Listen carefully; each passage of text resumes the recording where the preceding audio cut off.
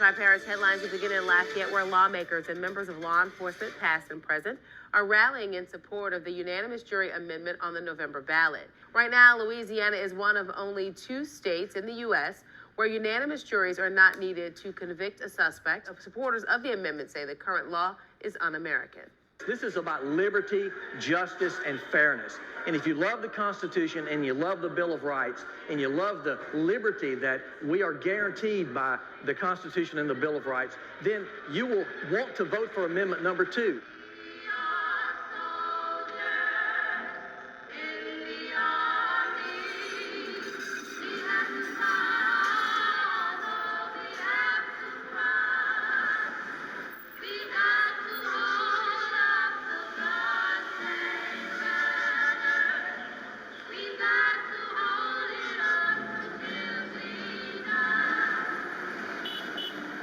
When it comes to Louisiana's non-unanimous jury system, we have a narrative. And the narrative goes something like this. Because the United States Supreme Court has not rendered the system unconstitutional, it is somehow legal, and because it is legal, it is not harmful. I am here today to deconstruct the narrative and to talk to you about the counter-narrative, which is so very important as we search for justice in the state of Louisiana. Thank you, Mr. Chairman. John DeRosier, District Attorney, Calcasieu Parish. I've heard a lot about this system being adopted as a result of a vestige of slavery. I have no reason to doubt that. I'm not proud of that. That's the way it started. But it is what it is. However, ladies and gentlemen, that was 138 years ago. We'd have 2 constitutional conventions since then, one in 1974, that have not changed the concept of unanimous versus non-unanimous.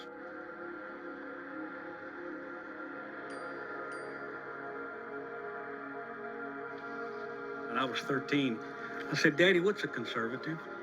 He said, "Well, son, the best way I can define that is a conservative is a person who, when he gets ready to change something, he looks at what he's getting ready to change to make sure it is better than what he's got already."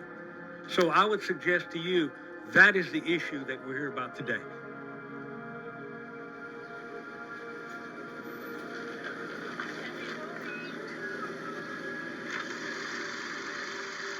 If you like the 1957 film classic 12 Angry Men, then you'll love Louisiana's version, 10 Angry Men. Simpler and faster, this Bayou blockbuster has been packing them into the big house for over 119 years. 10 Angry Men was a vestige of the notorious Louisiana Constitutional Convention of 1898. This black and white classic features a conviction conveyor belt so efficient it's still in existence today. Shocking, savage, explosive. We know they're guilty because 83% of jurors reached a unanimous decision. Hell, you ain't got to pass the bar to throw folks behind them. 10 Angry Men, a Jim Crow production.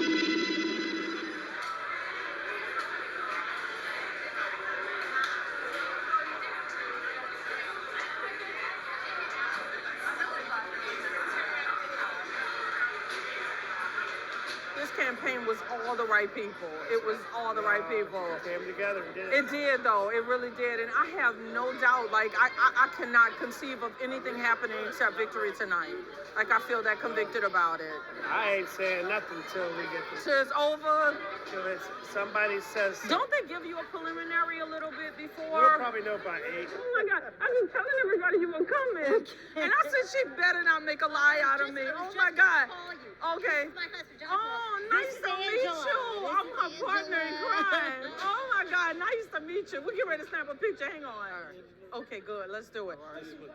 Okay, and I'm going to give you mine. Now, would you snap a picture of us right quick, and I'm going to give you mine? Come on, he's going to take our picture, and then I'll send it to y'all.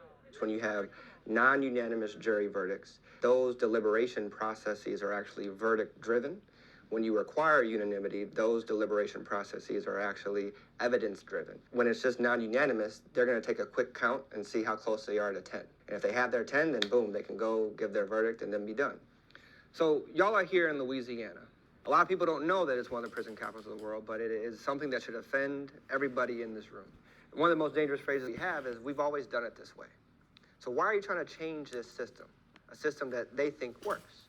And so when somebody tries to tell you that we've always done this way as their justification to continue to do it, don't accept that. I am so utterly offended for you to start your comments and say, I know that this was rooted in slavery, but it is what it is. And I needed you to hear that from me. And I wish you would look at me while I'm speaking with you, because I think I deserve that kind of respect after you just disrespected me on this committee. You are elected to represent everybody, and to admit that it started in slavery and say it is what it is, I hope the people of your parish are listening. And if they aren't, I'm going to make sure that they know what you said today. I am utterly offended. And for you not to even look at me in my face, Mr. James, this is a problem. I'm truly No, sorry that Mr. you- Jerome. I don't need your apology. Hold up, guys. This is an agenda for the meeting. This is to hand out. You've got to have. So when you walk into that 1898 Constitutional Convention, you would have noticed that the participants were all white males. There were around 138 white delegates trying to decide what they were going to do with this newly freed slave population. These quotes are not just from anybody, and you should know. The first one is from Mr. Thomas Sims, who was the chair of the Judiciary Committee. We looked at the transcript, and they were very clear about their intentions of the Constitutional Convention. And I quote to you, "The work we have done should be crowned as worthy. In all states, those in power seek to maintain it. Our mission was to establish the supremacy of the white race in this state to the extent which it could be done legally and constitutionally." Those are the words of the chairman of the Judiciary Committee. How can you say that you've been convicted beyond a reasonable doubt when two people on the jury don't think you're guilty? This is a liberty issue. Why have we been deprived of the full protection of the Sixth Amendment? Why? Why is Mississippi ahead of us on this?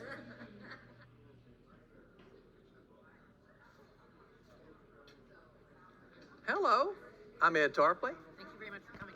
Yes, and what is your name? Linda Benedict. Well, nice to meet you. Yes, indeed. And who's over here? Karen Rowley. Hey, Karen. Ed Tarpley. Good to see you. Lanny's my old buddy from college. We go a few years back. That's right.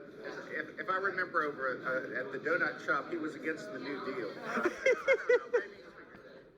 That's right. That's right. I've softened up a little since then. Unanimity is the critical and crucial part of the jury trial protection. Without unanimity, you don't have the full protection of the right to trial by jury. When we did the very first non-unanimous jury talk in the year 2015, the Advocate was in our audience. And after that talk, I met with those reporters at the Advocate to talk to them about how they might be able to help gather data.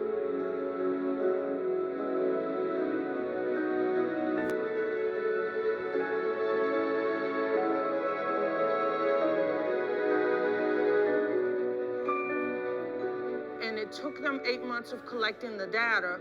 We should all know now that they've released their findings in the series called Tilting the Scale.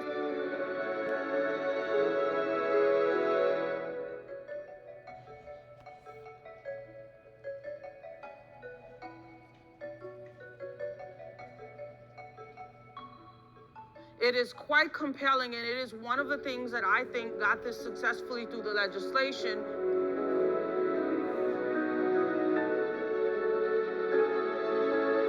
Without that series, there were people like myself who was given anecdotal thoughts. Once that series came out, it was documented with data, and you just can't refute those numbers. Oh, I'm so glad. Very glad it helped. Very glad. Every time I speak, I get thrown off the stage. I'm so used to it right now. I can go on and on and on with this. So thank you all so much for entertaining this. And if you have questions, you have my email address. I tell folks all the time, It wouldn't happen if it weren't for you. So. Well, it was not just me. It was so many people, and I cannot tell you that. But I was like the bulldog sending the emails and wouldn't stop until we got. I mean, nobody knew about it. Yeah. So, I mean, you've been preaching the good word to your classes. Well, listen, I am just a messenger, and without all the army that got this word out, it wouldn't have happened. So listen, we're gonna all go down in history for doing this work. Yes, ma'am. And when this vote come in, I'm gonna get on that dance floor and I'm gonna turn up. There you go. There you go. It really brought together people from all points of the political spectrum. I mean, here's a conservative Republican, former prosecutor like myself, and Angela. She's a professor at Southern Law School, and Marjorie was the executive director of the ACLU at the time. Well, that's a pretty unusual mix of people right there. I think the real untold story was the leadership of the Louisiana Criminal Defense Lawyers Association. They had decided early in the year to make this a priority item for their legislative package. And they had actually approached me and asked me if I would testify in the committees, and I agreed to do so. I'm going to yield my opening to the gentleman on my left, and I will reserve my comments for closing. Thank you, Senator Morrell. Good morning, committee. It's an honor to be here. This is a very important and historic piece of legislation because I would venture to say that in our lifetime, we will never face another opportunity like this. The opportunity to repeal a 138-year-old law that goes back to the Jim Crow era of Louisiana.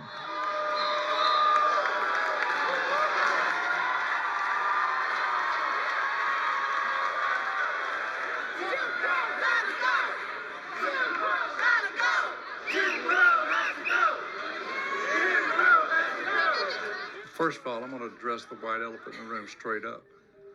I know that this bill, there's a lot of talk about the racist element of it. Up front, I'm not a racist. I deplore racism. I've been against racism my entire life. I may be the only district attorney in Louisiana that put a white man on death row for killing an African American, and he's still there.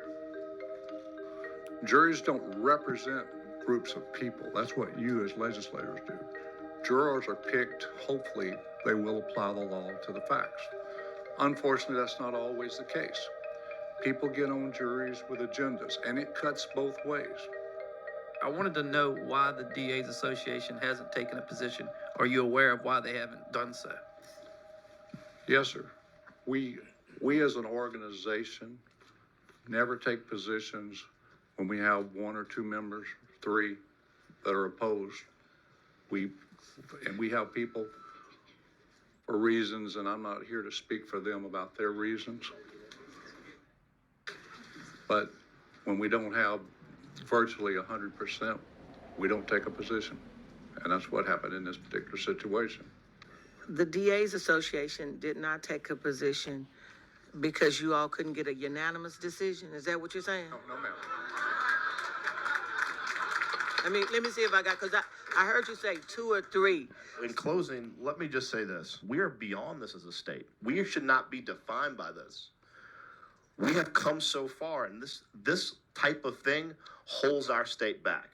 I appreciate your time listening to all this, and I would sincerely hope that y'all vote to move this bill favorably as amended. Thank you. Representative James has moved to report SB 243 as amended favorable. Is there any objection? Committee, I want to commend you. There's no objection. Congratulations, Senator.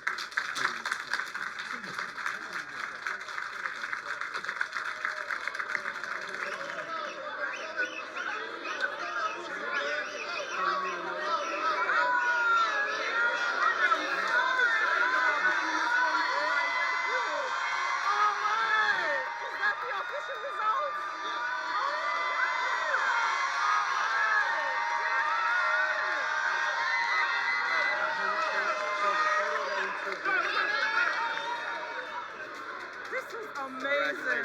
Oh my God. I am just like, oh my God. Come on, we got to turn up, Will. Oh my God, this is amazing. Will was first night we started this in that room. And you're just so calm, like you weren't there from the beginning. It's been a long road. It has been, no, but it's like, God, Will, can you imagine? We didn't know what imagine. Can you even, imagine, like, oh my God. Yeah, now we got more work to do. I know. Yeah, I'm excited. But we're going to get it done. Absolutely. I don't think